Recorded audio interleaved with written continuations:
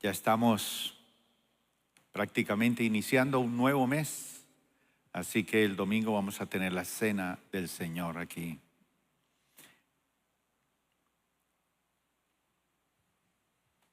Yo sé que muchos de nosotros hemos visto personas que han estado en problemas muy difíciles, pero también nosotros lo hemos estado.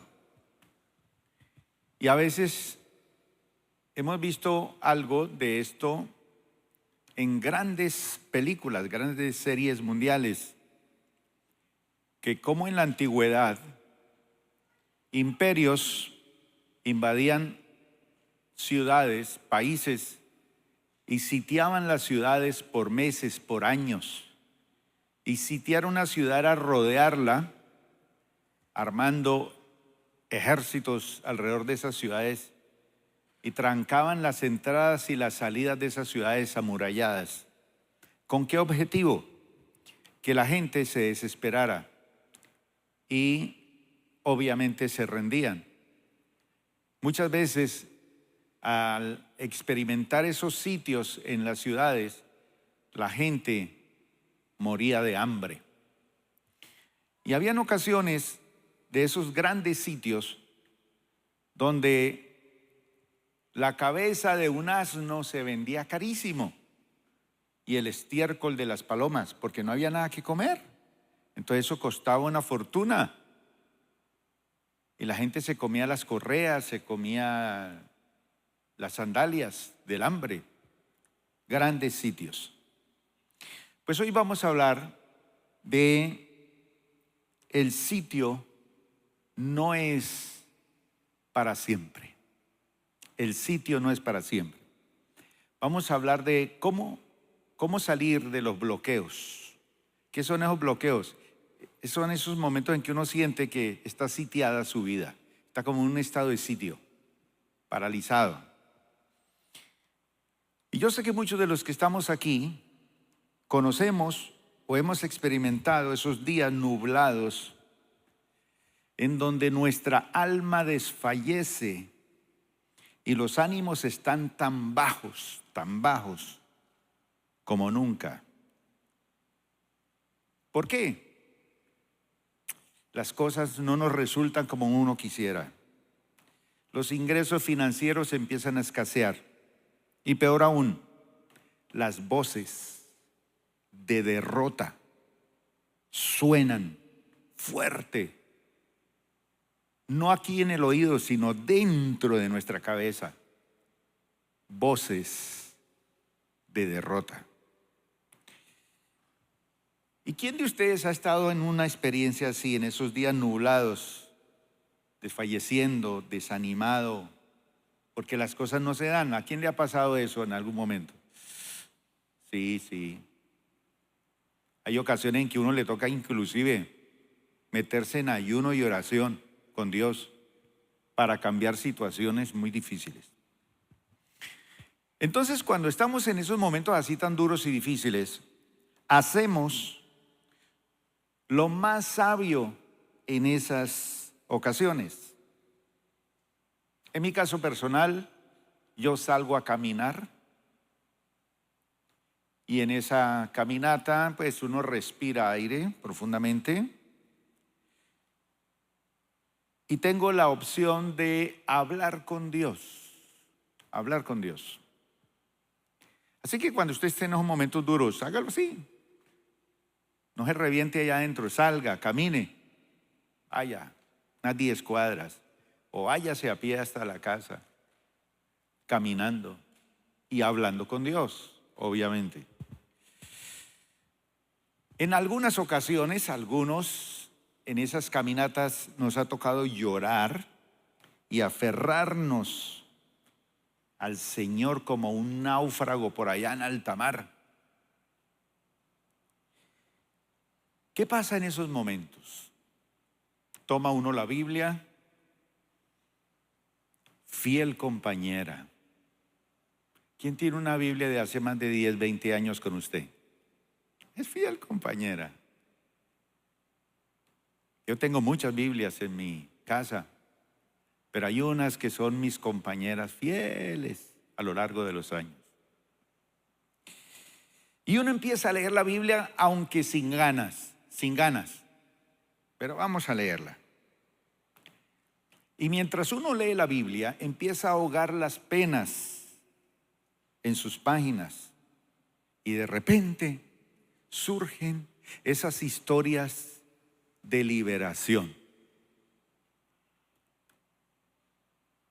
Y una de esas historias que a mí me ha impactado mucho es una historia que quiero compartir hoy, que es la historia del rey Ezequías. Y esta historia es una historia de liberación. Esas liberaciones que vienen por la mano de Dios. Uno se da cuenta que no es que alguien vino y nos dio la mano aquí. No, fue Dios. Sí, usa personas, pero Dios obrando. Y cuando uno lee la palabra de Dios, hay una conexión. Porque sí, la Biblia es un libro, pero contiene la palabra de Dios. Y hay que leerlo hasta que uno oiga la voz de Dios. Entonces, Dios empieza a hablarle a uno por medio de la palabra. Y es aquí, en este pasaje, donde el profeta Isaías habla a nuestro corazón.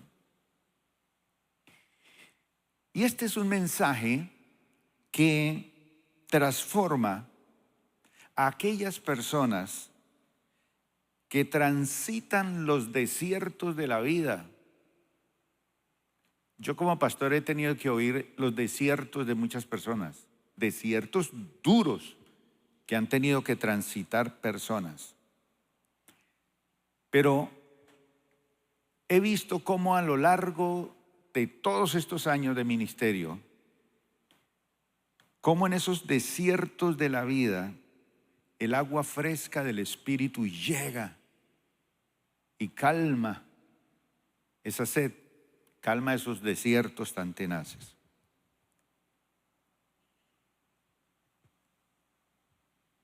Yo he estado en unas condiciones así, donde uno se sienta en una banca, en un parque, debajo de un árbol, y uno dice, Dios mío, ¿qué es esto? ¿Por qué esto? ¿Por qué pasa esto? Y uno se siente así, sitiado, y todo se está agotando, todo se está acabando. Y uno dice, pues bien, veamos este versículo de Isaías 37:30. Luego Isaías le dijo a Ezequías, Ezequías es el rey de Judá, parte sur de Israel. Ya la parte norte ha desaparecido. Las 10 tribus de Israel, el imperio asirio lo aniquiló, acabó con eso. Solamente queda en la parte sur Judá. Entonces 2 tribus se quedan allí en el sur y quedan con el templo de Salomón. Es el lugar de adoración y guardan su fe, sus principios, sus convicciones. Pero vino una palabra del profeta Isaías a Ezequías. Entonces cuando uno lee un pasaje de estos, brota la palabra de Dios para uno que está sediento en un momento de sitio, también de incertidumbre. Y le dice, esta es la prueba de que es cierto lo que digo. Esta es la prueba de que es cierto lo que digo. Les dice, ustedes este año solo comerán lo que crezca por sí mismo. ¿Qué es lo que crezca por sí mismo? Tengo una finca, no hay forma de sembrar, no hay forma de cosechar, no hay forma. Lo que dé sola. Solo comerán lo que crezca por sí mismo este año. Y el próximo año comerán lo que de eso brote. O sea, me voy a comer unas pepitas y esperar que de ahí broten otras pepitas para el otro año. Sin embargo, el tercer año, ¿qué harán? plantarán cultivos. Eso ya es diferente. Cuando ya tiene uno tierra y libertad para invertir, para negociar, para sembrar, para cultivar, plantarán cultivos. ¿Y qué? Y los cosecharán. Es decir, cuando yo invierto y gano, me llegan recursos. Dice, cuidarán de sus viñedos y comerán de su fruto. Punto. Y uno lee ese versículo y dice, pero ¿ahí qué me puede hablar Dios a mí? ¿Alguno de ustedes pudo haber escuchado la voz de Dios ahí? ¿Ya? Este año y el otro año. Pero el tercero, las cosas van a cambiar. Pastor, pero es que llevo 30 años esperando ese tercer año. No. Los tiempos de Dios son perfectos. En otra versión dice, esta será una señal de lo que va a suceder. Este año y el siguiente comerán ustedes del trigo que nace por sí solo.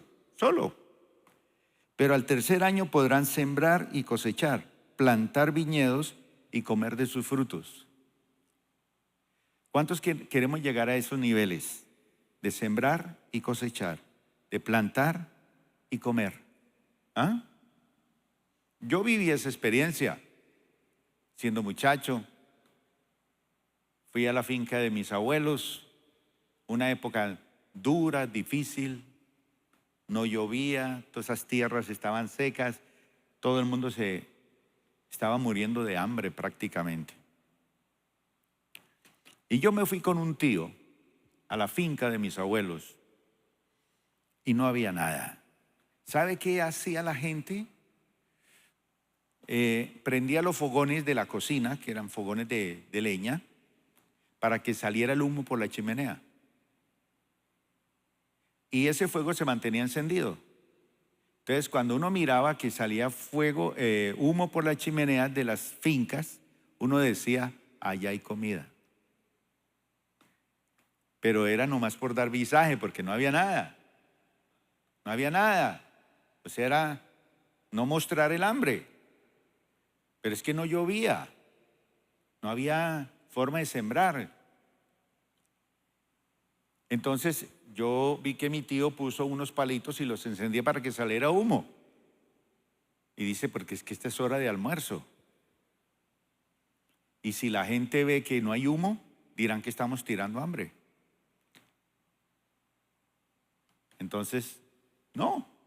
Y uno veía a lo largo, en la distancia, las fincas saliendo humo por las chimeneas, ¿no?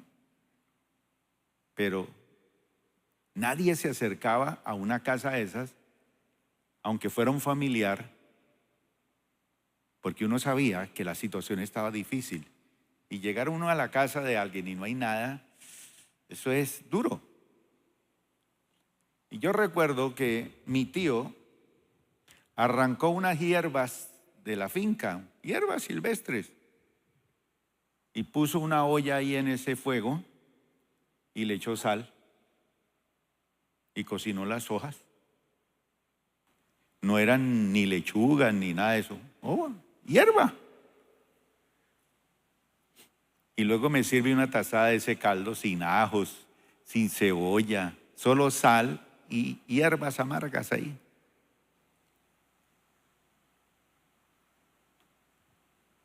Y yo recordaba mis años anteriores, sentado a la mesa y comiendo lo mejor de lo mejor. Y a través de esa experiencia aprendía cosas, a valorar cosas. Pero nos pusimos con mi tío a sembrar en esa finca, picar esa tierra dura, abonarla, prepararla. Y llegó la lluvia y sembramos. Y al cabo de 6 meses empezamos a ver esta experiencia. Y yo recuerdo que había un árbol en la finca de aguacate. Y bajamos esos aguacates para llevarlos al pueblo a vender, pero nos sentamos encima de ese bulto de aguacates, ya no con esas hierbas amargas, sino un caldito con con cilantrico, con cebolla, con ajito, con todo, y unos aguacates deliciosos, bien maduritos con caldito. Una delicia, ¿sí o no? Plantarán y comerán. Y eso para mí fue una experiencia bonita. Y nunca lo olvido, nunca lo olvido. Esta será la señal que va a suceder este año y el siguiente. Ustedes van a comer del trigo que nace por sí solo. Pero al tercer año van a sembrar y van a cosechar. Bien. Estamos hablando de un momento difícil. ¿Pero qué tiene que ver este versículo? Veamos un poquito de historia. En el año 14 del reinado del rey Ezequías, rey de Judá, viene, digamos, el militar de más alto rango, el vocero del rey de Asiria, que en ese entonces era Sargón II. Y el hijo de Sargón se llamaba Senaquerib. Y Senaquerib viene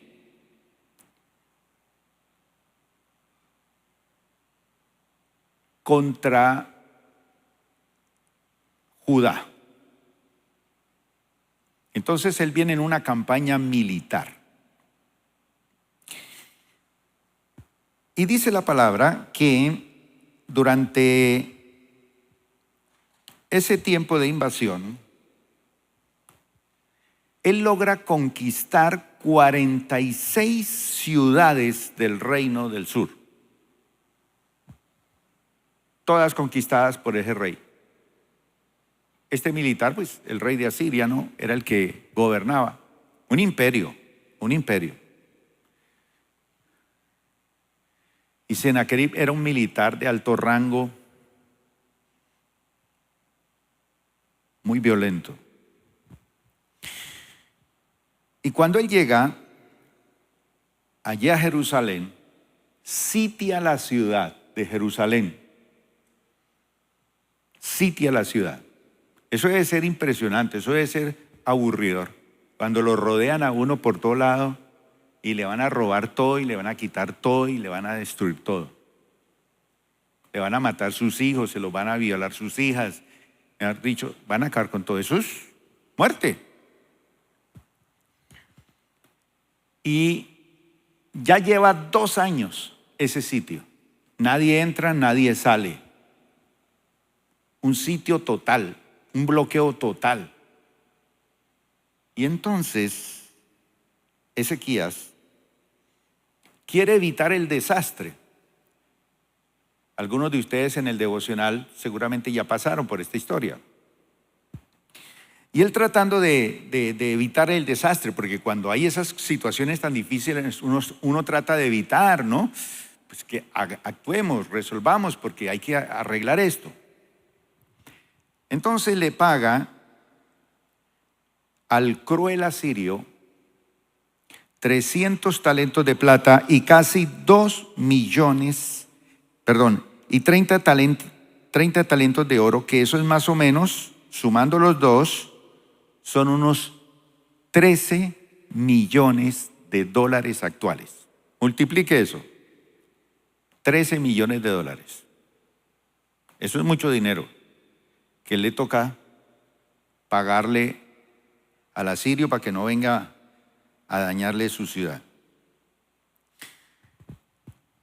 Y dele plata, y dele plata, y dele oro, y dele para que se aleje y nada.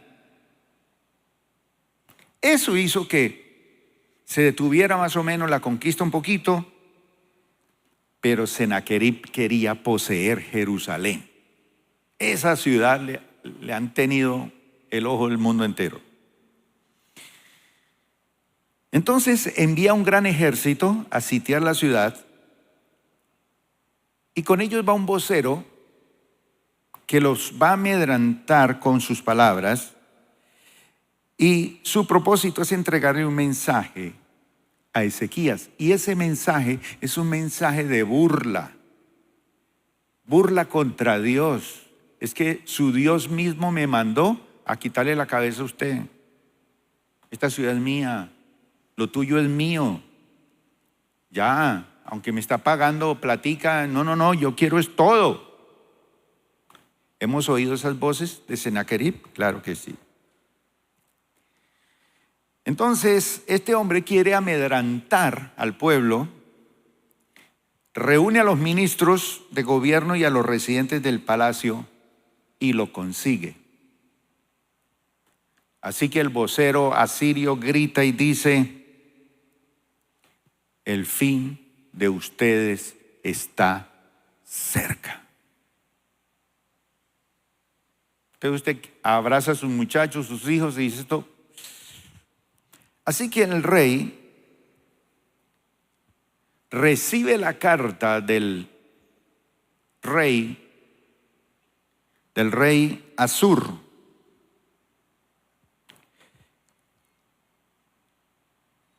que es ese, Asur es Asiria, que viene de la palabra Azar, que es el Dios de la totalidad, el Dios infinito. ¿Quién fundó esta ciudad de Asiria? Bueno, fue un hijo de Noé, un hijo de Sem. Y después, con el tiempo, le va a complicar la vida a Israel. Entonces Ezequías toma la carta de este rey y dice la palabra que le causó gran angustia. Claro, es su país, es su nación, es su familia, es su casa. Ese hombre viene a matarlo. Entonces Ezequías toma la carta y se va al templo, a la casa de Dios. Y allá en la presencia de Dios se tira de rodillas, rasga sus vestiduras y extiende la carta abierta con la amenaza. Y dice que leyó la carta con todas las palabras de ataque, de burla, de humillación, de sitio, de bloqueo, y se la leyó a Dios. Entonces, cuando uno lee esos versículos, que este año y que el otro y que el tercero, uno dice, pero ¿esto qué tiene que ver? Pero cuando uno se pone a ver el contexto de esto, dice, aquí hay algo. Dios me está diciendo cosas, que el sitio no dura para siempre, que los bloqueos del enemigo no van a permanecer. No. Eso ocurría más o menos el año 732 antes de Cristo. Vamos al versículo 8 en adelante. Mientras tanto, el jefe del Estado Mayor asirio partió de Jerusalén para consultar al rey de Asiria, quien había salido de Laquis y estaba atacando a Libna. Poco después, el rey Sennacherib recibió la noticia de que el rey Tiraca de Etiopía iba al frente de un ejército para luchar contra él. Entonces, antes de salir al encuentro de sus agresores, envió mensajeros de regreso a Ezequías en Jerusalén con el siguiente mensaje. Este mensaje está dirigido al rey Ezequías de Judá. No dejes que tu Dios, en quien confías, te engañe con promesas de que Jerusalén no caerá en manos del rey de Asiria. Tú sabes perfectamente bien lo que han hecho los reyes de Asiria en todos los lugares donde han ido. Han destruido por completo a todo aquel que se ha interpuesto en su camino. Todo el que se oponía, lo mataban. ¿Por qué serás tú la excepción? Ahora son palabras, pero son palabras duras. Son palabras que cuando uno está afligido le pegan más duro. ¿Acaso los dioses de otras naciones los han rescatado, naciones como Gozán, Harán, Rezep y el pueblo de Edén que vivía en Telasar? Mis antecesores los destruyeron a todos. ¿Qué sucedió con el rey de Hamat y el rey de Arfad? ¿Qué le pasó a los reyes de Sefarbaín, de Ena y de Iva? Después de recibir la carta de mano de los mensajeros y de leerla, Ezequías subió al templo del Señor y desplegó la carta ante el Señor. En presencia del Señor, el rey hizo la siguiente oración. Y ahí está. No vamos a leer la oración, pero ¿qué hay que hacer en los momentos difíciles? ¿Para dónde coger? ¿Para dónde cogió Ezequías? A la presencia de Dios. Cuando esos momentos están duros, hay que coger para la presencia de Dios. Y le abrió la carta con todas esas palabras y todas esas voces. Y entonces, después de que él ora a Dios, él le responde diciéndole que no se preocupara. Le dice, ¿sabe una cosa? Sennacherib va a morir. Va a morir. Y que su ejército se va a retirar de Jerusalén. ¿Pero de dónde me puedo agarrar yo de eso? Pero Dios lo está diciendo. Entonces es cuando le dice, no se preocupe.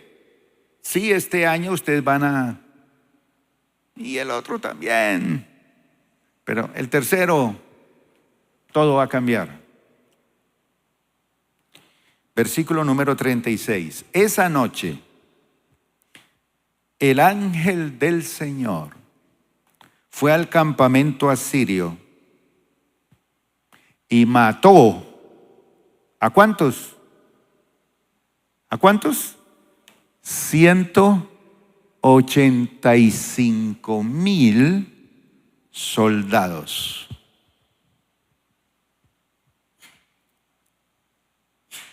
Un ángel, uno solito. Y dice la palabra que el ángel del Señor acampa alrededor de los que le temen y los defiende. Intervino y mató 185,000 en esa noche. Y cuando los asirios que sobrevivieron se despertaron a la mañana siguiente, ¿qué encontraron? Cadáveres por todas partes. Es decir, esas voces que nos amenazan, que nos asedian, que nos enredan, que nos sitian, van a ser cadáveres, porque Dios mata esas voces. Y es lo que ese pasaje le dice a una persona que está pasando por un momento difícil. Entonces Sennacherib, rey de Asiria, levantó campamento y regresó a su tierra. ¿Le tocó irse? Le tocó irse. No cualquiera pierde 185,000 soldados así por así. Perdiendo unos 185,000 soldados, ¿qué hace? Se va. Volvió a Nínive, la capital del reino, y allí se quedó. Cierto día, mientras rendía culto en el templo de su dios Nisroch, sus hijos, Adramelech y Sarecer, ¿qué hicieron con él? ¿Con el papá? Lo mataron a espada. Sus propios hijos lo mataron. ¿Dios actúa o no actúa? Y luego escaparon a la tierra de Ararat. Y otro de sus hijos, Esar-Hadón, lo sucedió en el trono de Asiria. Entonces la respuesta que Dios le dio en ese versículo que leímos al principio es: tranquilo, este año, el otro año, pero el tercero. Ahora, ¿a qué se refiere exegéticamente este versículo, este pasaje? La exégesis bíblica es una ciencia que intenta descifrar lo que los autores quisieron decir en el tiempo y contexto que plasmaron sus escritos. Entonces, todo predicador o estudioso de las Escrituras tiene que hacer uso de la exégesis bíblica. Porque hay otra cosa que se llama la eisegesis, que es obligar al texto a que diga lo que a mí se me da la gana. Y yo no puedo hacer eso.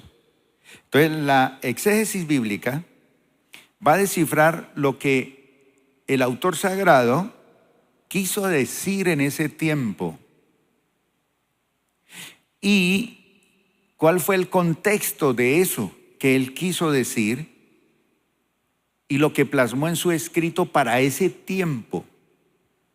Ahora, hay otra ciencia que se utiliza mucho en el campo bíblico y en otras ciencias,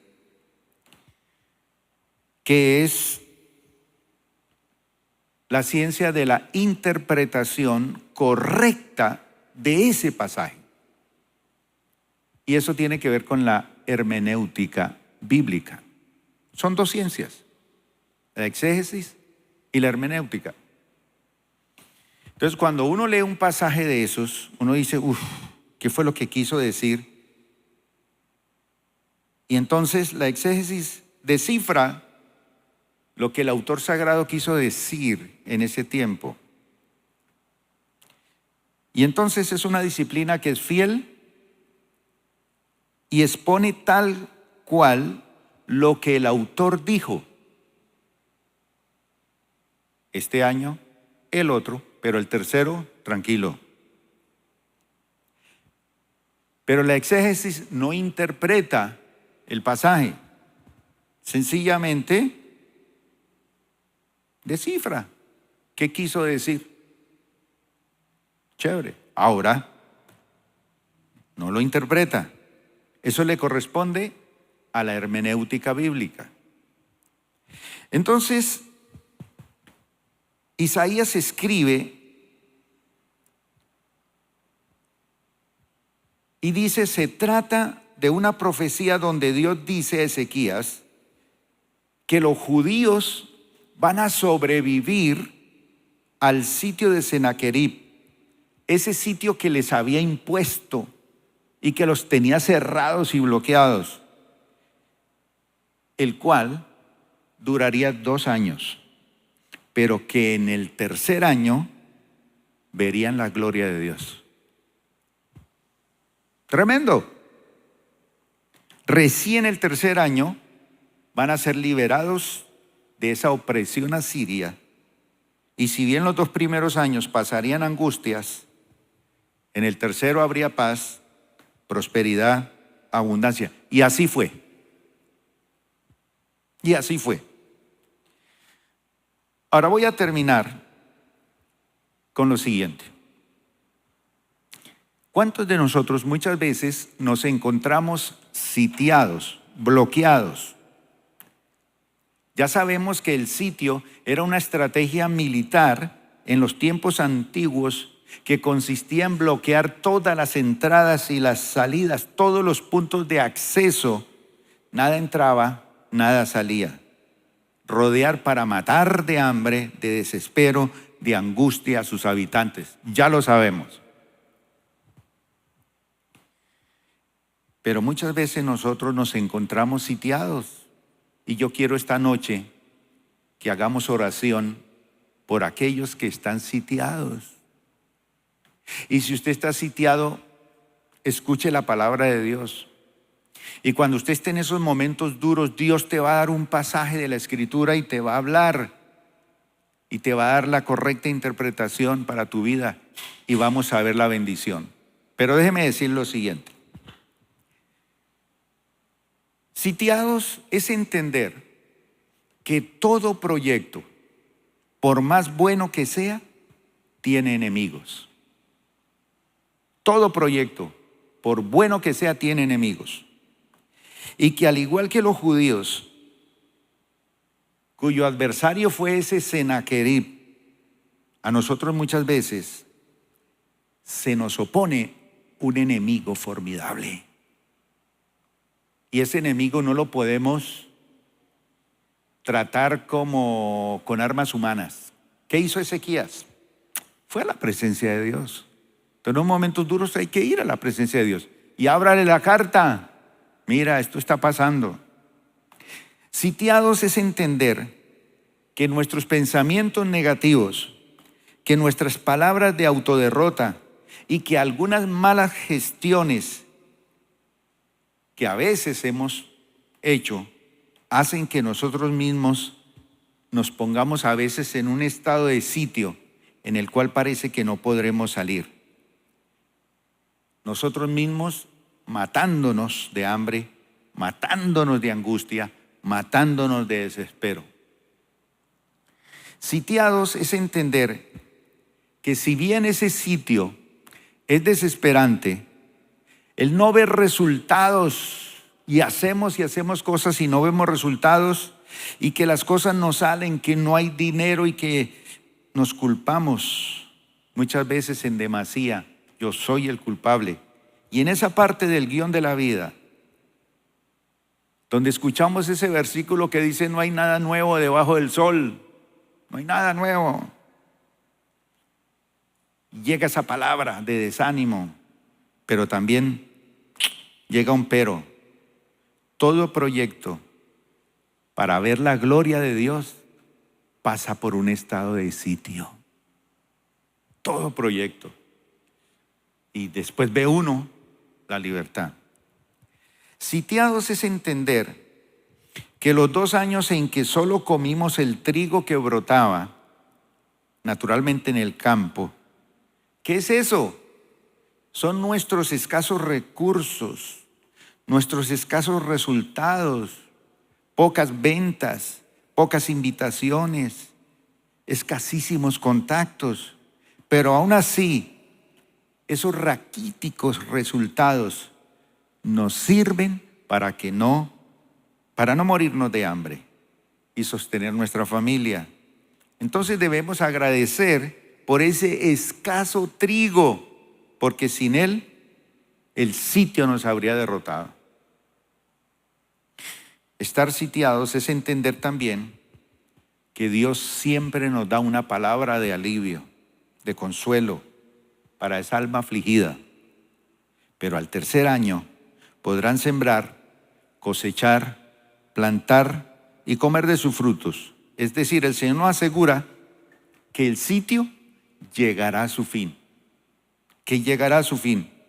que la recompensa no tarda en llegar y que después del esfuerzo viene el fruto. Comeremos de nuestra propia viña que sembramos, cultivamos, cosechamos, decisiones. O sea que todo lo sembrado va a brotar y vamos a disfrutar los beneficios de nuestra perseverancia y ser bendecido. Bien, mis hermanos, vamos a colocarnos de pie. Si nuestra alma llora por algo, a veces son lágrimas secas. No bota uno la lágrima, pero secas. Según la palabra de Dios, no nos derrumbamos. No nos derrumbamos. Esta noche tenemos que proclamar que Sennacherib no nos puede derrotar. ¿Cuál es su Sennacherib? Y no nos puede derrotar si recurrimos a Dios y si perseveramos en el trabajo y agradecemos. Los resultados, aunque sean escasos en este momento, el Señor está allí. Él tiene el control. En el tiempo de Dios. ¿Cuál es el tiempo de Dios? El tercer año, nos sentaremos debajo de nuestra viña, gozaremos de su sombra y gozaremos de las uvas. Así es el Señor. El Espíritu Santo nos susurra esta noche y nos dice: Luis, el sitio no es para siempre. El bloqueo no es para siempre. No. Eso que tú estás viendo allí como que no hay salida, no es para siempre. Eso se lo dice el Espíritu. Aguante. Póngalo delante de la presencia del Señor esta noche, que el Señor se encargará del asirio. Y antes de que oremos, ese Sennacherib, que a veces también ha tocado a mi puerta y que me ha hablado muchas veces a mí, es un espíritu. Y ese tipo de espíritus hay que extirparlos, sacarlos. ¿Cómo se manifiesta ese espíritu de Sennacherib? Desánimo, preocupación, pero invasiva. Cuando no adoramos en forma correcta, como que nos despistamos y nos desenfocamos. Y cuando le prestamos mucha atención a las amenazas de Sennacherib. ¿Cómo lo vamos a vencer? No desesperándonos. Sí hay preocupación, no se desanime, no miedo. Confiemos en sus promesas.